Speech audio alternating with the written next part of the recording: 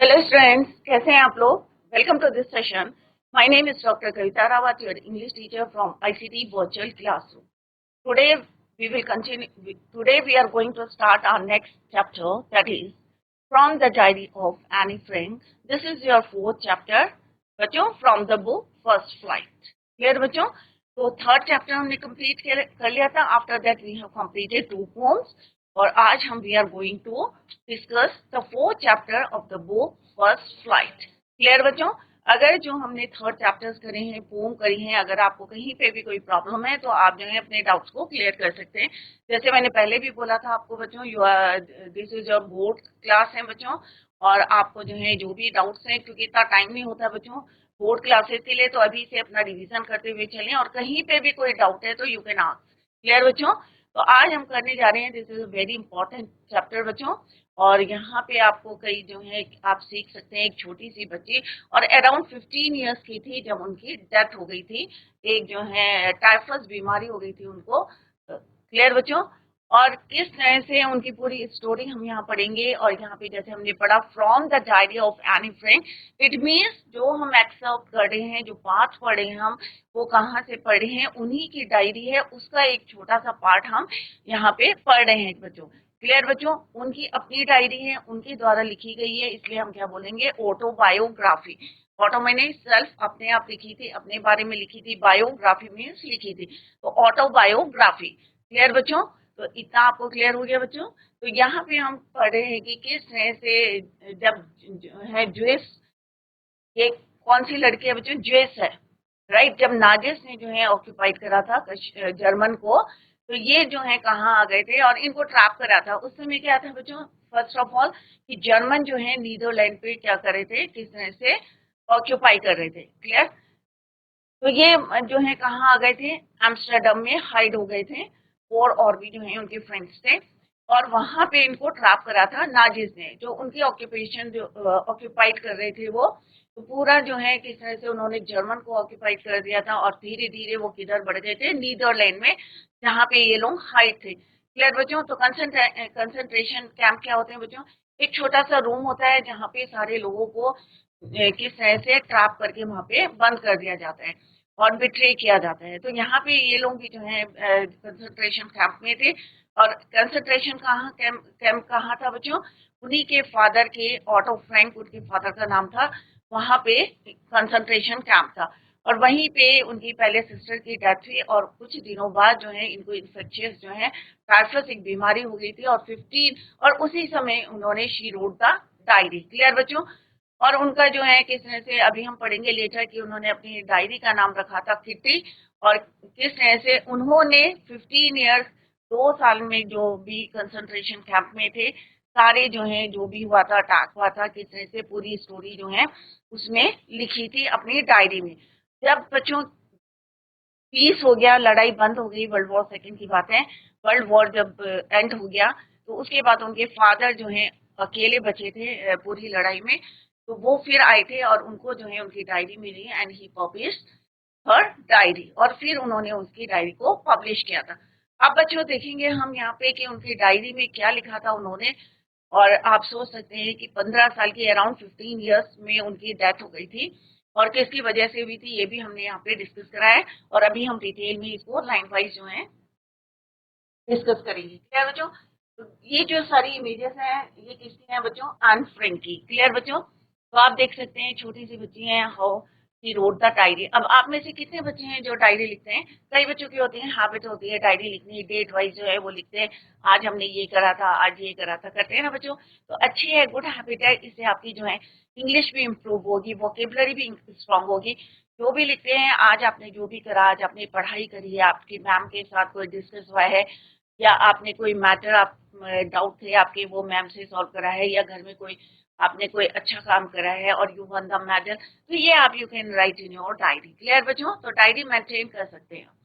तो यहाँ पे हम किसकी डायरी की बात कर रहे हैं, वर्ल्ड फेमस डायरी रही है बच्चों इनकी, किसकी, एन फ्रैंक की. From the diary of Annie Frank introduction, let's discuss the introduction before we start or we begin the chapter. This lesson is an excerpt from Diary of a Young Girl. जैसे मैंने अभी आपको बताया था कि एक छोटी जो है डायरी से एक हम यहाँ पे part we are going to discuss the part of that diary. Clear बच्चों? Diary of a young girl और the diary of Anne Frank. यहाँ पे एनी फ्रेंड की हम पढ़ रहे हैं। It is an autobiography. जैसे अभी जस्ट आई टोल्ड यू कि क्या है बच्चों, ये ऑटोबायोग्राफी के अपने आप लिखिए, अपने बारे में बायोग्राफी लिखिए। Yes, autobiography that was first published in 1947। तो कब पब्लिश हुई थी बच्चों? 1947 में उनके फादर ने उनको ही गॉट द डायरी और उन्होंने ये पब्लिश करी थी इन 1947। In this Annie expresses her thoughts in a diary which was gifted to her on her 13th birthday। अब ये डायरी उन्हें कब मिली थी बच्चों? जब उनका 13 क्या था? बर्थडे था। yes, तो डायरी जो है उनको गिफ्ट में मिली थी और इसमें क्या लिखे थे? She expresses her thoughts. She names the diary kitty. जैसे अभी मैंने बताया था उनकी डायरी का क्या नाम था बच्चों? किट्टी। उन्होंने उनका नाम किया था किट्टी क्योंकि उनके कोई फ्रेंड्स नहीं थे।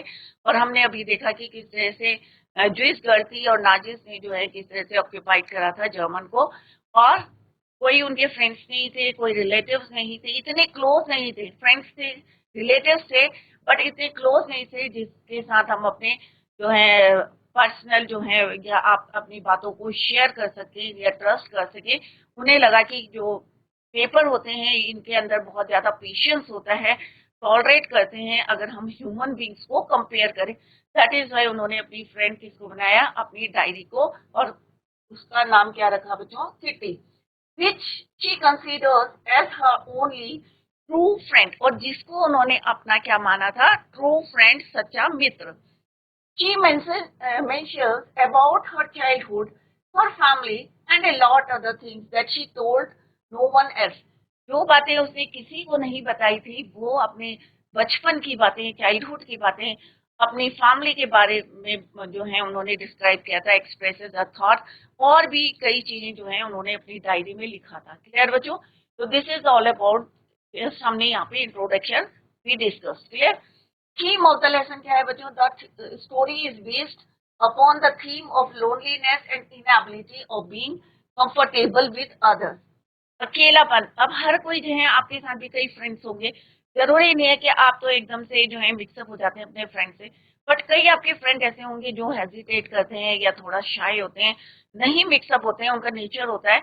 तो सेम है यहाँ पे जो किसकी बात कर रहे हैं? यानी फ्रेंड की बात कर रहे हैं। उन्हें जो है एक अकेलापन था, लोनलीनेस, और दूसरा है इनएबिलिटी कि वो कंफर्ट फील नहीं करती थी दूसरों के साथ में।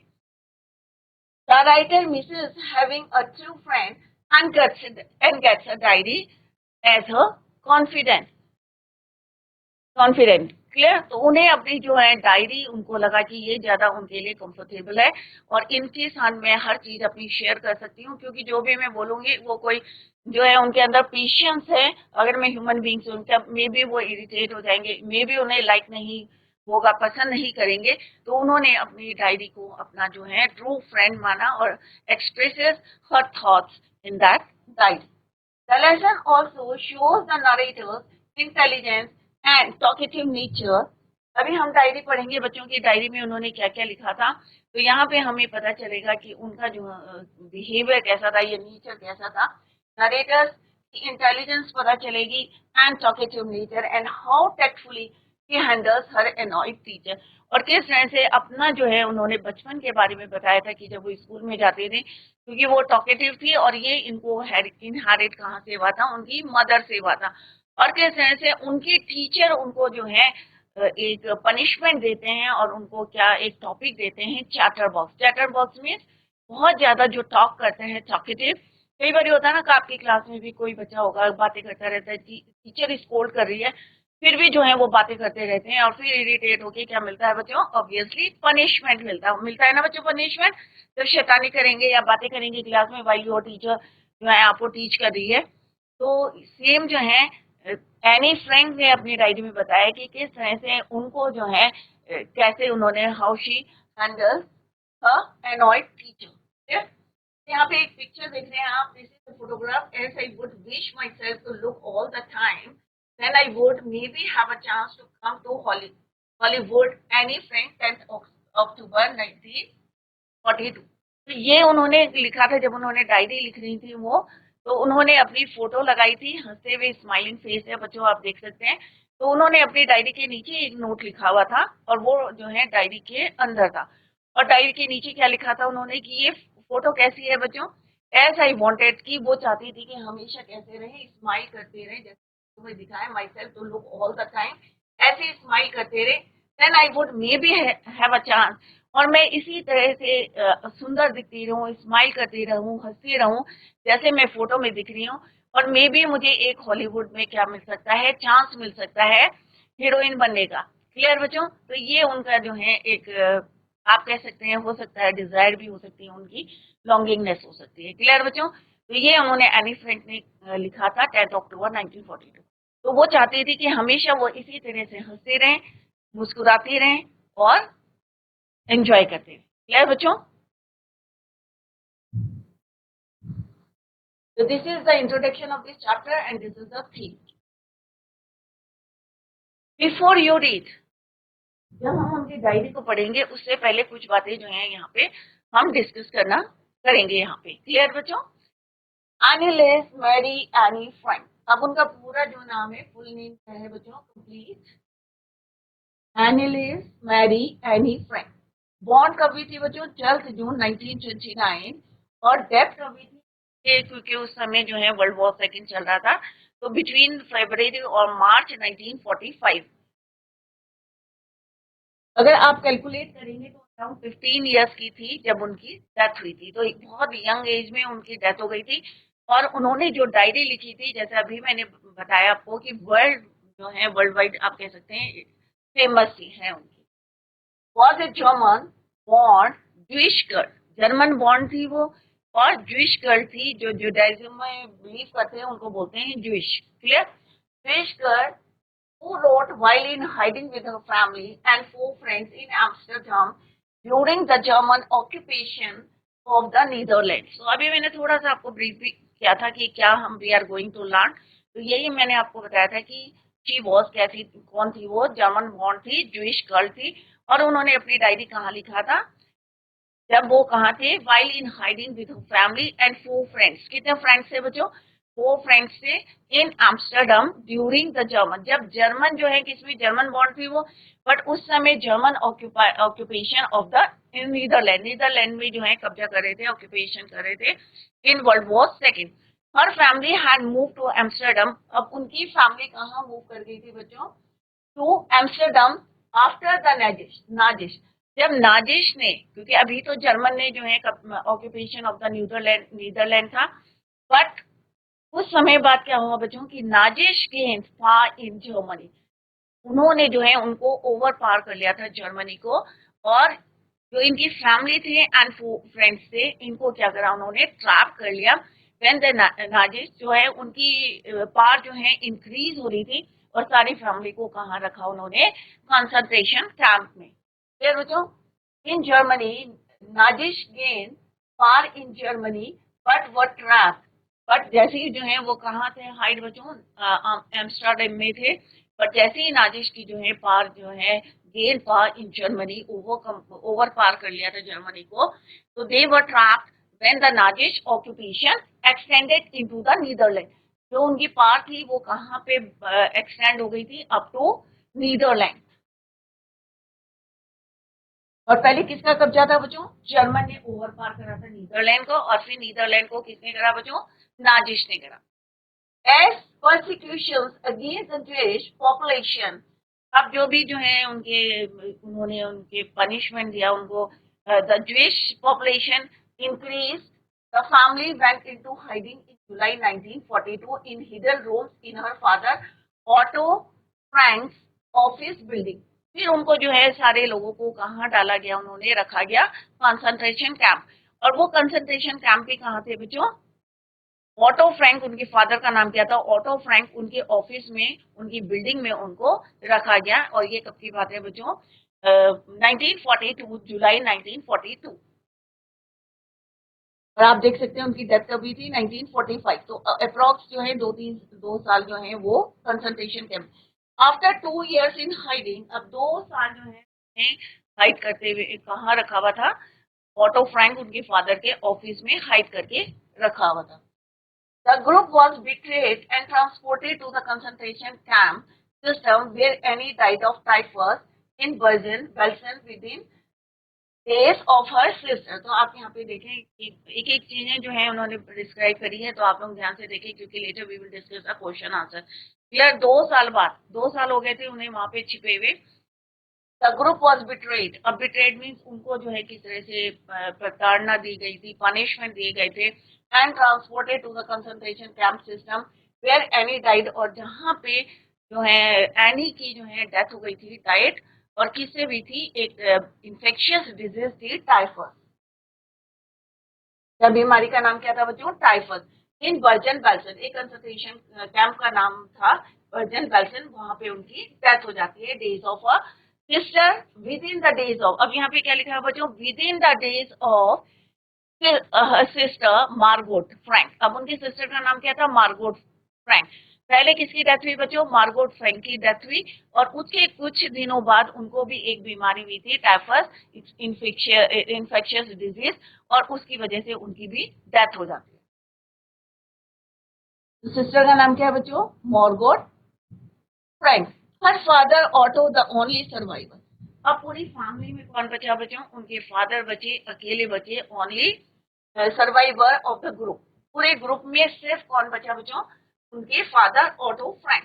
Return to Amsterdam after the war ended. जब वॉर जो है एंड हो गई, ही रिटर्न टू, कहाँ आए बच्चों? ही रिटर्न टू एम्स्टरडम, और वहां पे उनको, अभी देखते हैं हम लेटर कि क्या मिला उनको एक डायरी मिली, किसकी थी? आनी फ्रैंक की। After the war ended to find that her diary had been saved. और डायरी कब मिली थी बच्चों? उनको 13th बर्थडे में किसी ने गिफ्ट करी थी, gifted to her. Her diary had been saved, पर उनकी डायरी जो है after the war ended when he return to the office, जो आप भी कह सकते हैं, टू एम्स्टरडम, जहाँ पे वो हाइड करा हुआ था उनको, तो वहां पे उनकी डायरी कैसी थी? Find that her diary had been saved, convinced that it was a unique record। तो उस समय क्या होता है बच्चों? कोई जो है ऐसे कोई रिकॉर्ड करने के लिए कैमरा नहीं थे, कुछ नहीं था, तो रिकॉर्ड किसने करती कि जो उनके साथ बिट्रेट किया गया, जो पनिशमेंट दी गई या उनको जो है परेशान किया गया, तो ये रिकॉर्ड कहाँ होगा? तो दैट्स वाई उन्होंने कहा, ये डायरी को क्या बोला? इट वॉज, कैसी थी वो? यूनिक थी, was a unique record. He took action to have it published in English under the name of the Diary of a Young Girl। अब उन्होंने जो है सबको कन्विंस करा टू पब्लिश दिस डायरी, क्योंकि एक यूनिक थी। इसी से आपको पता चल सकता है कि नाजिश ने कितना जो है उन लोगों के, उनके जो है जर्मन के लोगों को किस तरह से बिट्रेट करा and transported to the concentration camps, और वहां पे जो भी उस समय हुआ था, at the time 2 years hide करा हुआ था, तो वो सारा रिकॉर्ड किसमें था बच्चों? डायरी में थे। That is why he said that it was a unique diary। Clear बच्चों? तो जो पॉइंट्स, तो ये उनकी लाइफ जर्नी रही है। अगर आप इसको कैलकुलेट करेंगे तो अराउंड 15 years की थी when she was died। was a German born थी, Jewish गर्ल थी बच्चों, जिन्होंने अपनी डायरी लिखी थी हाइडिंग, जब वो छुपे हुए थे इसके साथ, अपनी फैमिली और 4 फ्रेंड्स के साथ, और कहाँ पे थे बच्चों? एम्स्टरडम में थे। क्लियर बच्चों? और उस समय Amsterdam after the Nazish gain power, ये तो इस समय क्या था बच्चों? German occupation of the Netherlands in world war second. समय कौन सा था? वर्ल्ड वॉर सेकेंड कर रहा था, और जर्मन जो है किसको ऑक्यूपाई कर रहा था? ओवर पार कर रहा था नीदरलैंड को। क्लियर? कुछ समय बाद, और उनकी जो फैमिली है वो मूव करी एम्स्टरडम में, जब after the Nazish gain power in Germany. Germany को किसने पार, ओवर पार कर लिया था बच्चों? नाजिश ने कर लिया था। तो ये वहां से कहाँ चले गए थे? एम्स्टरडम में। Amsterdam, right. बट इनको जो है, but they were trapped when the Nazis occupation extended into the Netherland. धीरे धीरे जो है पावर उनकी जो है एक्सटेंड होती रही नीदरलैंड तक, एंड दे वर ट्रैप्ड। के बाद उनको जो है कंसंट्रेशन कैंप्स में रखा, और आफ्टर 2 years की हाइड के बाद बिट्रेट करा, ट्रांसपोर्टेड, इधर जो है कंसंट्रेशन कैंप में रखा गया उनको। Where Anne died of typhus, एक बीमारी है, क्वेश्चन पूछ सकते हैं। और कंसंट्रेशन कैंप का नाम क्या था? Bergen Belsen. Within the days of, और उससे पहले किसकी डेथ हुई थी? मार्गोट फ्रैंक, उनकी एल्डर सिस्टर थी। हर फादर, अब कौन बचे थे? The only survivor of the group, पूरी ग्रुप में एक ही बचे थे, उनके father Otto Frank. When the war ended, he returned, कहाँ आए? Amsterdam, return to Amsterdam. तो उन्होंने क्या देखा? Her diary had been saved. उन्होंने क्या बोला? It was a unique record, he took action to have it published in English under the name क्या रखा था बच्चों? The Diary of Young Girl। Obviously क्योंकि कितने साल की थी? when she was died only around 15 years old, that is why उन्होंने उनकी डायरी का नाम क्या लिखा? The Diary of a Young Girl। तो यहाँ पे आप इस तरह से अपनी नोट्स बना सकते हैं बच्चों। यानी अभी हम इसके बाद भी देखेंगे, हमने भी बनाए हैं, राइट? तो उसको नोट डाउन करो। तो यहाँ पे आप लिख सकते हैं कि एनी फ्रैंक है, और एनी फ्रैंक के फादर का नाम क्या है? ऑटो फ्रैंक है। और किस ईयर में, कहाँ पे? एम्स्टर्डम में उन्होंने हाइड करा था, वहीं पे उन्होंने अपनी डायरी लिखी थी। और कौन सी बीमारी से उनकी डेथ हुई थी? टाइफस एक बीमारी की वजह से हुई थी। और उससे पहले उनकी किसकी डेथ हुई थी? सिस्टर की।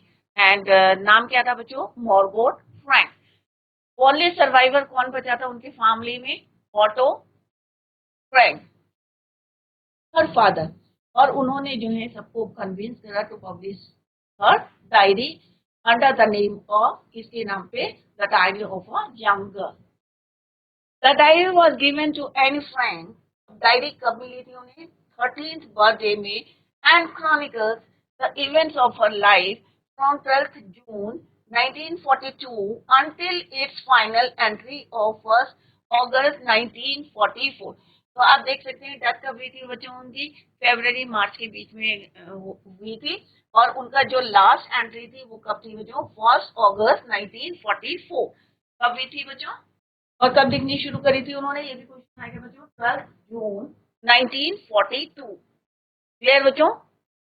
और क्रॉनिकल में जो भी इवेंट्स हुए थे उनको उन्होंने किस तरह से उस पे अपनी डायरी पे डेट वाइज जो है लिखा था। 12 जून 1942 टू फाइनल एंट्री हुई थी 1st August 1944। It was eventually translated from its original Dutch into many languages। उन्होंने, क्योंकि वो जर्मन थी, ज्विश थी, तो उन्होंने किस में लिखा था? ये डच लैंग्वेज में लिखी थी। तो ओरिजिनल जो उनकी डायरी थी, इट वाज इन किस लैंग्वेज में थी बच्चों? डच में। बट लेटर उसको जो है ट्रांसलेट किया गया into many languages and became one of the world most widely read. तो सबसे ज्यादा जो डायरी पढ़ी गई वो एनी फ्रैंक की पढ़ी गई, क्योंकि उसमें क्या थे बच्चों? क्रॉनिकल इवेंट्स लिखे थे। और कब के लिखे थे बच्चों? जब सेकेंड वर्ल्ड वॉर चल रहा था। क्लियर बच्चों? और किस तरह से नाजिश जो है किस तरह से ओवर पार कर रहे थे जर्मन को। तो उन्होंने पूरा जो है क्रॉनिकल इवेंट्स लिखे थे, हिस्टोरिकल, की किस तरह से कब क्या हुआ था। और दैट्स वाई कि ये जो है कई लैंग्वेजेस में इसको ट्रांसलेट किया गया।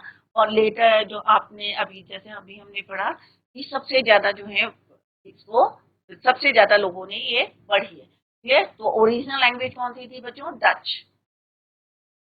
कब गिफ्ट मिली थी उसको? 13th बर्थडे में। क्लियर बच्चों?